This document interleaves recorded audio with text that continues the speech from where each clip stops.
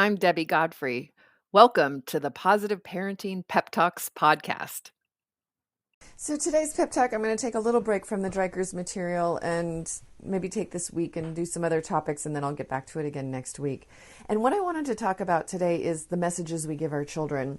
And back in February, I had introduced this topic, and I'm going ahead and putting a copy of that pep talk along with your pep talk today so that you can review it if you like, if you didn't receive it before. And this idea is that there's a lot of things that we say to our kids that actually discourage them.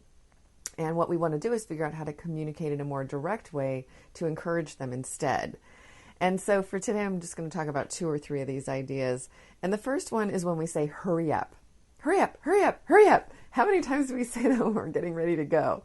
And unfortunately, the discouraging message that this gives kids is give up your desires for mine. And this is why they often dawdle and they goof around and they don't listen to us and they're just ignoring us when we tell them to hurry up, because we're making the way they're misinterpreting it is that we're more important than they are.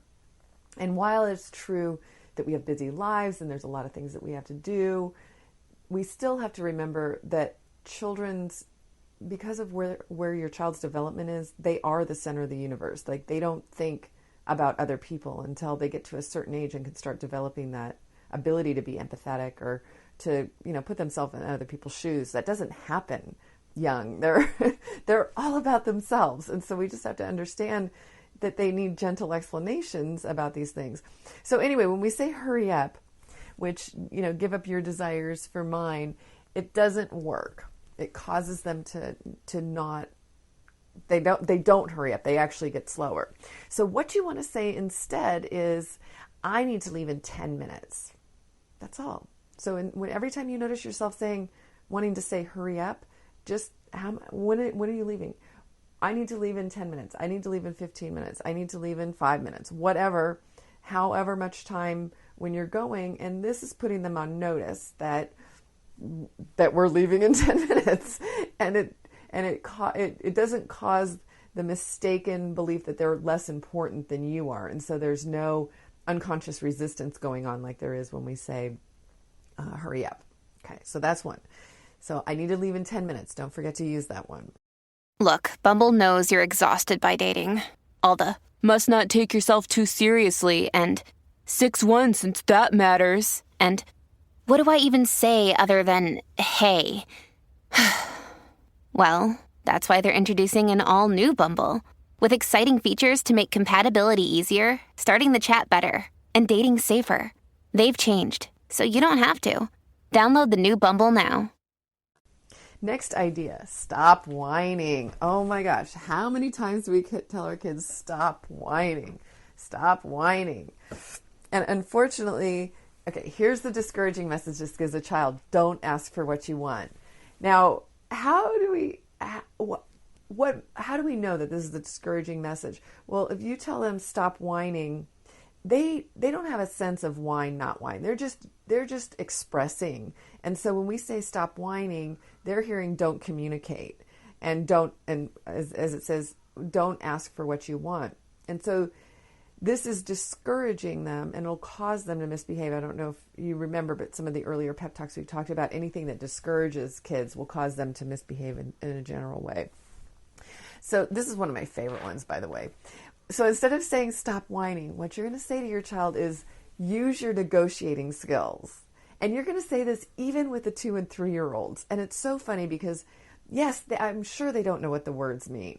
However, when you say to a child, and use your negotiating skills, it's so funny because they stop whining. And maybe it's because they don't know what you're saying, but at least they stop whining, which is such an irritating tone for most of us. Now, what I found was that over time, they'll pick this up in their language. So my son Michael, when he was like 4 years old, he would actually say to kids when he was playing with them, we need to negotiate. And he couldn't say the word negotiate when he was 4.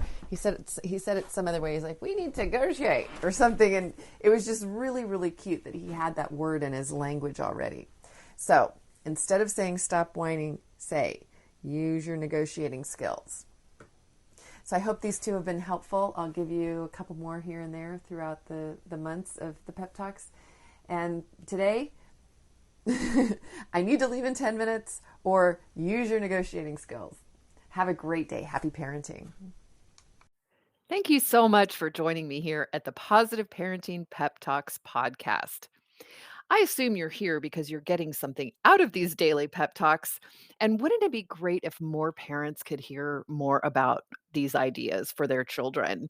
And you can help me in a great way by liking the episodes, by sharing them on your social media, and especially by providing a review on your platform of choice.